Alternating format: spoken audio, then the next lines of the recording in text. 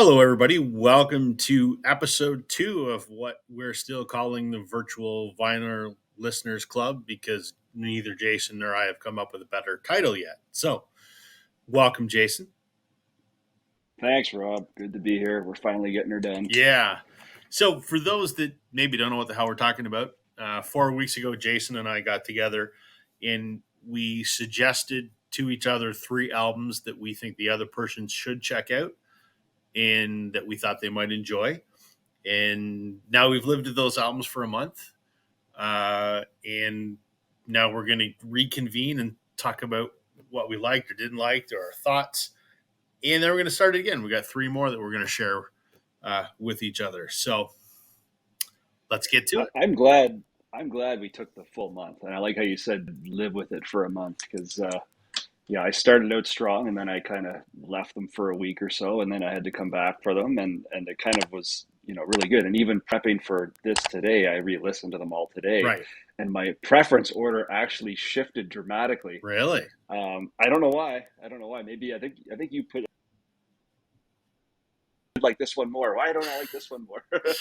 Fair enough. I'm glad we took the Yeah. time because I started strong out of the gate too, and then I get very busy with life and work and COVID and everything else. So Yeah.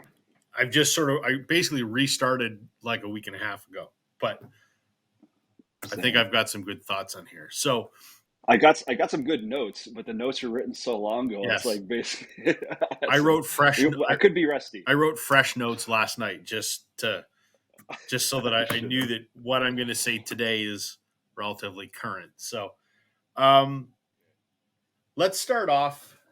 If I recall correctly, the first album that I recommended to you was Adam Baldwin's self-titled EP Okay, from I got 2013 because of the ones I gave you, that's my favorite. What was your thoughts on that particular recording? okay. Can you remind me where he's from again? Give me the So he's backstory from on him. Dartmouth, Nova He's Scotia. from Dartmouth, yeah. He's So I grew up just outside of Dartmouth, right yeah. singer songwriter, Yeah. but his career started as one of the guitar players for Matt Mays, who's also an East Yeah. Coaster. Matt has had a long 20 some odd year history in Canadian music, and Adam's been with him for probably 15 years or so. And then Oh yeah. he's also gone out on his own, and this was his first release, and he's got 2 EPs and 2 albums and a bunch of live stuff. So My first impression when I first started listening was that he had a singer-songwriter voice. right, He's got this raspy voice that initially I wasn't really a fan of. It had to grow on me, and it did, like significantly grew on me. And I think sometimes when you have an artist that's got like a pretty, like I wouldn't say nasty voice, but an unappealing voice, like your Dylans, your Tom Waits. yep, It's like if you really want to put the effort in, you'll be rewarded if they're a good songwriter, which this guy is. Like right. he really is a good And songwriter. you haven't heard the Um, best stuff yet, by any means. yeah, like in all these artists, I never explored beyond what you gave me, just by nature of just life and time. Didn't have time to go down that Right, of road, right? course. But Adam Baldwin, yeah. So I wrote down some notes here. I said earnest, like a very earnest Yep, voice. Like when he's singing, it's like I don't know. There's a lot of emotion there, sure. which again really draws you in and kind of makes you. If you're not a fan of the scratchiness of the voice, then you have to appreciate the Right. earnestness, like the emotion that's there. So raspy. You know who he reminded me of right out of the gate? You can hit me if I'm way off base here, but I thought right away of Brian Adams. I Ah, thought because of that kind of raspiness, and okay. maybe I was just kind of the Sure. Canadian connection too, right? But and the album itself, like my overall take on the whole album, there was more piano than I was expecting, Yes. which was not a bad thing. So it would be cool to see him just with the piano So singing the let me songs. stop you right there. Sure. This is one of the things, and I'm going to go see Adam in a few months. And I don't know him, but he recognizes me, and we have a conversation every time I see him. During the pandemic, he did a YouTube series called the Cross Country Chin Up. And the idea was, chin up, everybody. We're in this together. We'll Oh get through yeah, this. So during lockdown, I think it was every Friday, he would do a 2 hour live stream on YouTube, just him. So there wow, is, he shoot, did, He did 23 of them. So there's 46 hours of live Adam Baldwin. I've ripped every one of them. I have them all on my computer. And I'm slowly going through and actually equalizing the tracks and separating the tracks and making them into proper digital CDs so that I can have them in my car. But I digress. Unreal. There are Yeah. a dozen concerts where it's just him at a piano. And I'll send you some links. If you like that, Yeah. there's easily, 20 hours of just him playing a piano. It's actually an interesting thing. I'm just realizing as we're talking now that in all three cases, I never went and looked at any videos of the band. Like I don't, aside from like the album cover on Apple Music, Right. I don't know what any of them look I like, didn't do that. which I think is I'm the actually same way. I just put the blinders on and that. I just did what you told me to. Yeah, it was kind of unintentional, but now I see that as a real advantage because otherwise you could be swayed Right. by like, God, if they look like idiots, maybe I might not see it the same way. Anyway, so I made notes for two of the three albums. I made some pretty decent notes, but and this was one of them. So the song "Arms," that was the one I said I'd like to hear it as an acoustic only. Yep. There was like like a saxophone at some point, which I felt was kind of a bummer, but Bold as Brass is good. Love You with Your Eyes Closed. Oh man, like the piano intro to that was like super awesome, and it kind of brought me into like a Springsteen Well, mindset with the piano. Springsteen is But his hero, and he looks like oh Springsteen. no way, Yes. good. So that kind of makes sense then. All right, the Bonnie Raitt thing, uh, like a total kind of a boogie kind of song. I didn't see that coming at all, and I also love the fact that Bonnie Raitt got some love. I don't know much about her. I just know that she's really well respected and oh God, what is that? This is from Adam. This is the handwritten lyrics for Bonnie Raitt. Is he there right No. now? Is he in your room? No, but this is the handwritten lyrics for Bonnie Raitt, signed by Adam. I got all kinds of stuff, man. The Bonnie Raitt song, like I saw the song title as it came up when I was driving, and I was like, this might be kind of weird, but I actually really liked it. And again, because I have a lot of respect for her, I don't know a lot of her stuff, but I just respect the hell out of her. So someone giving her that kind of nod is pretty cool. Yeah. Tarred and Feathered, there was a more of a kind of a boogie woogie type of thing there. The piano really added to that song. I remember making a note on that. And great guitar solos as well. Like I think you had talked about his guitar ability. Yeah. Like the whole album, and that was one of the ones I think just before I was getting ready to set up here, I was streaming this album again, and the whole thing, man, like it's just really solid. It's a short album, it's an EP, yeah. Right? So it's pretty easy to listen to in that sense, especially if you're trying to get past the voice, which, like I said, I did. I was like, all right, I get it. So that was it. My take on Adam Baldwin. Initially, I was going to put him 2 out of the 3, but I got to say, I think he might be number 1 out of the 3 now. And then, I'm hoping that's not, because of your influence. You're such an influencer that I know you love him so much. I do. But I think I really appreciate the singer-songwriter bit. And I think I'll just save my other comments for the end when I wrap it all together. Sure. But ultimately, I'm giving that album. I don't know if I never thought about giving them grades. I didn't grade them, so don't worry about that. Yeah, good. Yeah. So anyway, that was my take. I thought that was fantastic, but it had to grow on me. Okay, fair enough. One of these days, I'm going to make you listen to his folk album, which I think, if you appreciate the songwriting, that one will blow you away. This is. When you said singer-songwriter, I was anticipating more of like a folksy, simpler album. When I started listening to this, it was way more of like a very full sound, like a full band, which turned out to be great. But I would love to hear a guy who's capable of writing that stuff on a very more intimate level. Yeah. Okay. His folk album is called Concertos and Serenades. I think it should have been nominated for Juno Album of the Year. That's how good I think it is. It's incredible. Awesome. All right, go for it. All right. What was the first one that you asked me to listen to? What was the first one? I didn't look this up. But it was Booker T and the MG Soul Dressing. Yes.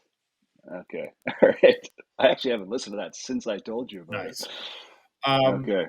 So I was familiar with Booker T in terms of I knew who he was and the significance of that group.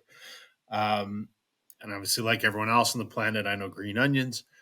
And this album was exactly what I thought it was going to be. And that's not a bad thing. This was this was a thoroughly enjoyable listen. I Oh, I'm so glad to hear you say yeah, that because no, it, that's kind of how I feel about it. and it's the kind of stuff that my dad would have played when I was younger. So I may have heard this eons ago because my dad had a lot of this kind of stuff. Um, it's a short album. It's only like 29 or 30 minutes or something. It's not long, Hmm. but it's a good, enjoyable listen. The musicianship obviously is top notch. The MGs are, you know, synonymous um, session musicians. I I think it's what I would call a mood record. Like I got to be in a certain mood to put it on and listen, and that's not a bad thing. I like mood records. Um, so if I'm looking at my notes here, I think my favorite track on the album was "Mercy Mercy." I Great. loved everything about it. It was catchy. It was it had a nice groove to it.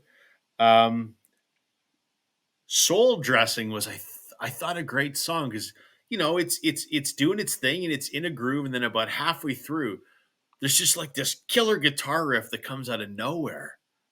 And I was like, "Holy shit, what's that?" And I thought that was kind of cool. Um, Awesome. Big Train I thought was good. It's got that kind of head bopping bass, funky sort of bass opening to it. Um, I loved it. I thought it was a very very good album. Again, kind of exactly what I thought it was going to be. Um, and the way when I say it's a mood record, I'd have to be in the mood to listen to some instrumental stuff, which I don't have a lot of. I like song lyrics because I don't necessarily listen to lyrics as lyrics. Half the time, songs I know the words to, I don't actually know what the song's about because I'm not listening to the meaning of the words. I'm listening to the words as if they're another instrument because it adds Hmm. a sonic texture to the song. So for me, an album that's all instrumentals is a little bit out of my wheelhouse. But that said, I really like this record. Yeah, I think saying it's a mood record is a really good summation. Like it's one of my albums that when I put it on, I don't choose a track. I just start it and I go the whole way through because if I'm putting it on, I have to be and I will be in the Right. mood for that, right? Yeah. To me, So it'd be cool. so my records are down here in my office where I also work a majority of the time. This would absolutely be an album if I'm sitting and I've got to do a bunch of spreadsheets or sales forecasts. I could certainly put that album on and be very entertained by it, and it brighten up a miserable task. So I'm good with that. I like that. I would say this is my second favorite out of the three. Okay. Right on. Okay. What's next? All right. So So the next one I asked you to listen to was this Luke Doucette Luke or Doucette and the yeah. White Falcon. Luke Doucette is Okay. one half of Whitehorse, for those that aren't familiar, which is a folk rock husband and wife duo from Toronto. And Luke is also Sarah McLaughlin's guitar player and has been forever and ever. And I think he's I think he's the best guitar player in Canada. So this was Canada. his last, second to last solo album from 2008. I this is the one that I don't have any notes on, but that's okay. I just listened to the whole thing again, and when I completed listening to all three the first time, this was the lead contender, Okay. and I don't know why that is, but I think it had something to do with I believe it was the track. I'm looking at the track list here now. I think it was the track First Day, First day in the new which had hometown. Great song. yeah, it had a very was that the one that had a very crescendo, like Yep. a big ending to it? Yep. And when I heard that the first time, I like did a double take. I'm like, okay, I'm all in. Like I'm all in on this. I actually was all in the first track, the Long Haul Yep. Driver. Like what a wicked song. I don't know. It was very Canadian when I was listening to Right. it, right? And so I really liked that first track, and then I kind of the second track was great. To be honest, the whole album is good. Like another solid, just like the Baldwin stuff. It's a very solid, um, and I mean this as a compliment. Obviously, like it's a very Canadian sounding Sure. album. whatever that means. I don't know, Right. but you know what I Yeah, mean. yeah. There's a sound to Canadian rock music, Yep.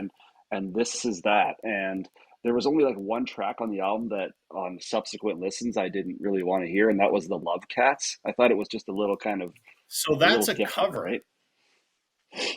Is it? That's Okay, I didn't do any. that's a cover of. Keep telling me your thoughts, and I'll look up who that is. Yeah, yeah, no. So like the whole album was again fantastic. It felt like a very tight album, if that makes sense. Like I don't know, but at the end of the day, when I heard that first day portion, or first day song, and the ending to that, I was blown away to the point that I'm like, all right, I get it.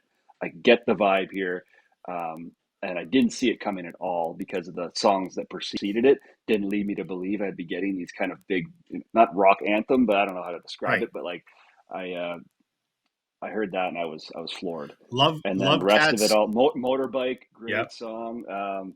And then of course, God, the fact that the day Rick Danko dies, like Yeah. Jesus, like great stuff.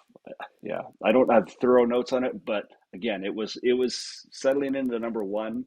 Then it got thrown off, and then I think now it might be number two, Okay. number right behind Adam. I don't know. It's tough to say, but it didn't take me as long to get into this one as Adam. Sure. Like I said, right away, it was my favorite. Um, I do have a bit of a soft spot for the connection that he holds with Sarah McLachlan, just because I never really knew much for music, but again, another connection to the Halifax area and all that kind of stuff, right? And so I was kind of on board even before I heard a lot of it. So the Love Cats is a song by The Cure. No It way! is. Oh God, I don't know. I'm not a I don't huge know the I'm not a Cure. huge Cure fan, but that's the only song on the record that's a cover. So It's everything beautiful. else It is was really good. really good, really good. All right. The second album you wanted me to listen to was Still Bill by Bill Withers. And this album was fantastic. Oh, it's so I good. loved it. I mean, okay, so Right on. that's his second album from '72. Um, it's on Sussex, which is the same label that released Rodriguez, Sixto Rodriguez, who I'm a big fan of. Um, so it has "Lean on Me," which everybody knows. If you don't know "Lean on Me," you've never listened to music before. I mean, it's, it's a big song if there ever was one. But I don't know that "Lean on Me" was the best song on the record. I don't know that. To me, it was obviously I didn't skip it. I just played through it, but it was the one that I was like, oh, I've heard it before, so I didn't Right, give it a lot of love. right. Um, I think um, "Lonely Town, Lonely Street" I thought was a great song, and "Kissing My Love" I just it was so funky. I guess was the word that kept popping into my brain, and I loved it. Um, I I think this album was my no, not I think this album is my favorite of the three. I love that you said funky because when I bought the album, all I knew from Bill Withers was like a couple of the hits, and one of them's not even on that album. Right. Uh, Obviously, "Lean on Me" being the major hit, and then when I heard the funky tones to some of the stuff, I'm like, oh my God, why have I waited this It's long a for this groove guy? record, right? Like every song has a Yeah, groove to it, you know? Yeah. it's happy. Yeah, Yeah. it's really Yeah. happy. I loved it. His voice is awesome. Yeah, like Loved iconic, right? it. Loved it. Okay. All right. Number three that I asked you to listen to. I would have thought this would have been your number one, truthfully. Nothing is Wrong by Dawes. Okay, so it was number one for a very long period of time. And when I listened to everything again today, everything kind of shifted. And like I really enjoyed the Dawes album. Like obviously I liked it first right at the gate. That and the Luke Doucette were like kind of tied almost. Um, I don't know, it's got that like are they a California Yeah, band, I yeah, think, or something like yeah. that? Yeah. And they have like a really they have a really I wrote down like a kind of a catchy indie pop sort of vibe to them and which works on me almost every time, right? Yeah. So like Time in Los Angeles, like what a great song, right? And then what else did I write down here? If I wanted Oh, I someone, love that and song. the line in that, I want you to make days more easy. I'm like, holy Christ, what a Yeah. line! If you could, like, when I first heard that, I'm like, okay, so the songwriter thought of that line and built a whole song around it because he must have known that was a wicked line, right? Yeah. Um, the other big track for me, my way back home. I said I love the deep driving low end rhythm, and it really like kind of matched the emotion of the song, right? So yeah, I gotta say, like, not that I'm pandering to you, but great taste, Rob. Thanks, man. All three albums I will continue to listen to. Like they will not. Well, actually, I should take that back. To the Dawes and the Luke Doucette, I will listen to. Adam, I'll probably dig deeper into and search out the more folksy type stuff that he can produce. But no, the Dawes was great. I kind of went into that knowing that it was like the American band. Like I am assuming just by nature of their country of origin that they're a little more popular than the other bands, and Yes. they're probably a bit of a big deal. Yep. Um, Dawes has been yeah, I around heard. for, I don't know, 15 years or so. It's Taylor Yeah, Goldsmith is the singer songwriter. His brother's the drummer. Um, they're from California. Um, they Taylor Goldsmith is a singer songwriter. His wife is Mandy Moore, right. singer, the Yes. actress, Yeah. and Dawes is actually her backing band. After they got married, they go out on tour with her, but not as Dawes. They're just her backing band. You'd said that Yeah, before, and that really struck a chord with me. I thought that was like super humble and cool of them to just right. like stay kind of out of the spotlight. Hey, we're I gonna just almost play want to music. buy Mandy Moore's last record. I don't give a shit about Mandy Moore, Yeah. but it's in my mind, it's another Dawes record. Yeah. Oh yeah, for So, sure. I could see that. but Awesome. yeah, I got into. So at the end of the day, of the three, currently as it stands, I would put Baldwin, Doucette, and Dawes Okay, tied for second. I don't know, but it definitely switched around. Like the Baldwin, like I said, took longer. But all in all, like, and again, I really like the fact that I never really listened to other stuff from them, right, and I also never looked to see what the hell they look like. sure. I didn't dive deep. It's just blindly going into three albums, which I think is maybe the right way I to do think it. so. I think so. Yeah. The last one that you asked me to listen to was the Black Pumas self-titled debut. Um, my least favorite of the three. There's Hmm. nothing wrong with it.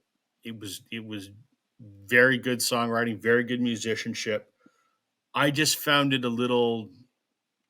It didn't really grab me. Hmm. Um, it's sort of the one song I really liked. I think was called Fire, which kind of had this like '70s kind of soul funk vibe to it, which I really liked. But on the whole, I just thought it was. I just I always felt like I was just like, okay, it's going to get started on the next album, and it just. I guess it never really gathered up enough momentum for me. Yeah. So I could see that because there is, I think, I forget what the name of the song is, but like they have like a big hit off the album, and if that doesn't really get you, then you have to work to get into it, or you have to just kind of want to listen to what they right, call neo soul, right? right. So yeah, definitely, and they just released a new album. I haven't streamed it yet at all, but I'll probably buy it because I really do like the first one. But yeah, I can. That's fair. It was like it was nothing bad about it. It's not that I disliked it, but it just kind of went, okay, yeah, it's good. I've heard it. Am I going to listen to it again? Eh, I don't know. Maybe. Yeah, Yeah, I'm sort maybe of in the back, maybe in indifferent the on it. I background. guess is maybe the way I'd put it. Yeah, no worries. That's why we're doing this. Right. Yeah. So that was Okay. fun. Now what? We have got. I've got three more for it, and I might change one of mine. I might change one of Okay. mine. But Oh man, this is do you want exciting. me to go This is so first? fun. Yeah, you go first. Okay. I'm really worried that I have a stack here and I'm thinking you know all of them, but anyway, I doubt it. Okay. Um, this is a go. band I love. I got a sort of a third person connection with these guys. There is a band from it's either Regina or Saskatoon, I think. It's this band here called One Bad Son. Do you know these guys? Never heard of it. Okay. No. This, as you can see, says advanced copy. This is a Yeah. promo copy. There's less than 100 of these in existence. Yeah. So this is their self-titled. I don't think it's a debut. I think it's their second record or maybe third record. It came out in 2012. Um, so these guys are a rock band from, like I said, Saskatchewan. They've changed a few members. I said I kind of third party connection. Their drummer is a guy by the name of Kurt Dahl, and he's a very well known entertainment lawyer in Canada. He represents musicians, and he's working with my best buddy to try and orchestrate a record deal. So I was hanging out with my buddy, and he goes, "Yeah, I got this guy, and he's working for me, and he's a lawyer, but he's in a band called One Bad Son." I went, "Oh my god, I've got this!" And he texted Kurt a picture, and Kurt goes, "How did he get that? There's only like less than 100 of these." But anyway, Oh wow. it's their self-titled, I think, is their best album. It is it's kick you in the balls rock and roll. Like it's one of those sort of, I call it throwback rock and roll bands. So they're modern, but they sound kind of like 70s rock, loud 70s rock, and it's great. Love it. That's an easy sell for me. The very last song in here is called Retribution Blues.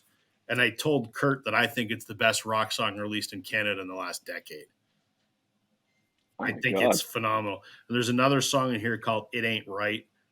I mean, everything in here is amazing, but Retribution Well, Blues, don't give me too much. You're going to sway my opinion here. self-titled One Bad Son. Okay. All right, here we go. The first one, and only because you just mentioned Saskatchewan. Okay, this is beat to shit because it was listened to so often on a CD, and I think you know these guys, so you can edit this out. Okay. But you must know. Okay, so yes, I know the Sheepdogs, but I have never listened to Learn and Burn. Okay, I have. this is the only. This is so. Learn to Burn is the only sheepdog of this freaking thing. Look, I get. Yeah. Anyway, it's the only album of theirs I know. And when I first heard these guys, I thought I thought just like the Black Pumas, like were a throwback to a different time. These guys are a throwback to a different time. So another Saskatchewan band that sounds like 70s rock, a little bit of southern flair to it, especially on this particular album. I played the hell out of this, especially like especially the last track, Slim Pickens, which is a bonus track on the CD anyway.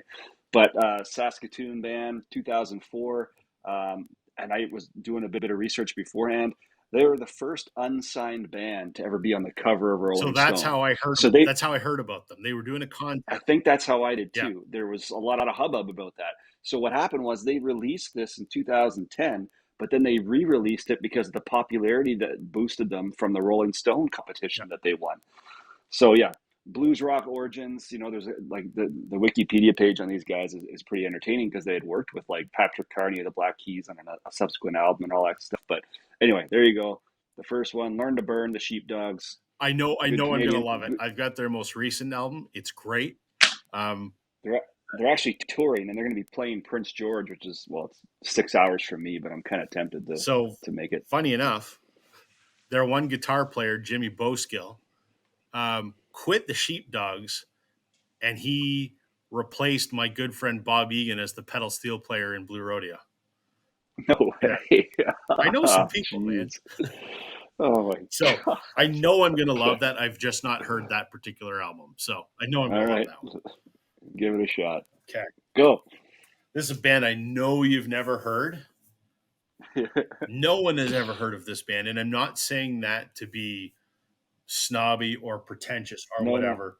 This is one of my favorite albums. Again, it's Canadian, not because I have so much Canadian music because that's my thing. I'm like the Ben Rankins of Canada. So this is a band called The Heartbroken. And I know you've not heard of them. Never. Right. That's another beautiful cover too. Eh? So this is their second album. They only have 2 albums. So this woman here, who you just see the back of, that's Davnit Doyle, who has had a solo career for 25 years. I've met her. She was also in the East Coast folk band Shay. I've heard that name before. Yeah. So she is an incredible singer-songwriter. Her voice is unmistakable. Stuart Cameron is on here, who's a very well-known session guitar player that's played with a bunch of people. This is just a hell of it's a rock record. I'll call it a contemporary rock record with that sort of Canadian flavor to it. But right out of the gate, the title track, Storm Clouds. I mean, it's electric guitar rock, but it's not like Sheepdogs kind of rock. It's Mhm. you'll know when you look. I think you're going to like it. So this is their second album, which came out in 2016. Their first one came out in 2010. They just record like one album a decade, which is crazy because they all have their Jeez. own independent careers. But this is just an outstanding record. Okay, number two. Okay, I'm gonna go. I have a couple options here, but I kind of want to stick Canadian Okay. just to see if you already have this. And I hope if you have this on vinyl, that'd be so wicked if you do. But how about Hayden? I do not have it on vinyl. I don't have any Hayden. Um, I have some stuff that was put out on his label by other artists, but I don't have any Hayden. And I know Hayden, but I don't know that I know any of his albums per se. Yeah, and to be honest, I think I have one other one of his, but I never listened to it. This is the only album I know of him. This is Skyscraper National Park. Okay. So this is 2001. This is his third album, and it's on Hardwood Records, right? Which Yep. and he's like a, he obviously was a singer songwriter kind of guy. Indie folk is kind of Yep. what I would call this album, but I think he's kind of done a lot of different flavors of music over the years, and he's a big time producer and a really big promoter of other bands too, right? So. And I think he just released an album within the last few months, didn't he, or something like I that? I think think so. he kind of, yeah. I didn't check anything out, but this album, another album I played to death over and over again. It's a little more, a little less worn than the Sheepdogs one, but singer songwriter. Learned about this before I moved out west, and I really liked this. I was driving through the Rockies, and I purposely played this because Skyscraper National Right. Park, the mountains and all this Sure. other stuff. Anyway, so I wouldn't call it. It's obviously re-listenable because I listened to it a hell of a lot, but maybe more of a mood record again. Yeah. It's. I would even go so far as to say it's a bit of a downer. Like it's Okay. not one that's like not like a pick me That's up like okay. the Learn and Burn would be. Yeah, yeah, for sure. We all have albums that are Sure. like suit different moods, Right. but Skyscraper National Park from the Ontario-born guy Hayden. Okay. Check that one Awesome. out. I'm excited about that. Okay. I mean, you'll know who this is, but I don't know if you've heard this album or not. Have you listened to the Billy Bragg and Wilco collaboration? No, but Okay. I am all in on this for so many reasons. But Okay. keep going. So, Wilco, rock band from Chicago. Billy Bragg, singer songwriter from England. They collaborated in the early 90s to take some unfinished or take some Woody Guthrie lyrics that were unfinished songs and put them to music and Oh, cool. turn those Oh man. turn those lyrics into finished songs. Um, and this is a great record. It started off as one double LP. They actually ended up doing 3 volumes of it. So there's volume 1, volume 2, and 3. This is the first one, volume 1. Um, you won't find this on vinyl because it's stupid expensive. I'm just lucky that I bought them when they came out. You're looking like $200 a pop if you can find one, which is ridiculous God. because they press them in such limited quantities. But this is great. Billy Bragg and Wilco putting music to Woody Guthrie songs. I love this. I've heard some great stories about this because my buddy Bob was playing with Wilco when he did this. My buddy plays on this record. He told me a Oh, lot of cool. stories that I'm not allowed to repeat, but this is Nice. it's Wilco, but it's folk, and it's Billy Bragg, and it's folk. But I think you'll dig it. I'm really excited for that one. Out of the 3, I am most pumped for that one. Okay. All right. So Bragg is from across the Yep. pond, eh? So that will change mine. I'll match you with something from across the pond Okay. here. This will be the riskiest thing because even for me, there's some songs on this that are like, I could skip it if I wanted to. But if I'm in the right mood, I'll sit through all of it. And I'm sure I've showed this on some kind of video before. But we're talking about a band out of Scotland in 1996, folk electronica, like really kind of pushed me out of my comfort zone a little bit on a few of these tracks. But All this is a collection of their 3 EPs, and that's what they call it, the Beta Band, the 3 EPs. Never even heard of them before. So the reason why this is familiar to 99% of the people, myself included, why that's a familiar album is because the movie High Fidelity. Do you remember I that do, movie? yes. And he says to the guy, "I'm going to sell 5 copies of the 3 EPs by the Beta Band," and he plays the song "Dry the Rain," which Right. is why I bought this album. And incidentally, there's 2 or 3 others that I knew before I got the album, and then the rest were all new to me. And I love this. Like, I really do love the album. There's like 1 or 2 songs that I'm like, I could, could pass, but it's it's about out of my comfort zone. I'm pretty plain Jane vanilla guy when it comes to taste. Like, I don't have too much electronic type of stuff in my collection. This is about as weird as it gets. Not that that's a bad thing at all. I think it's good. Um, but yeah, this is from 1998. So they released like 3 EPs, and they all did kind of okay. They kind of broke a bit more or broke out a little bit more, and they decided, well, let's just throw all these together in one package.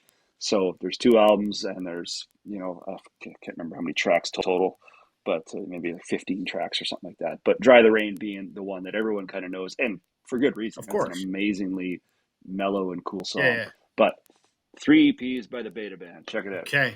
I'm excited. There we go. Yeah, We have our homework cut out for us. we have our homework. We'll see you in a month. All right. Well, Awesome. everybody, I will leave links to some of these. You can catch them all on Spotify, maybe some other streaming platforms, but feel free to check them out. Let us know in the comments what you think. And Jason and I will be back in a month to tell you what we thought of them. Thanks, Jason. All right. Thanks, Rob. All right. Have a Good good one. times.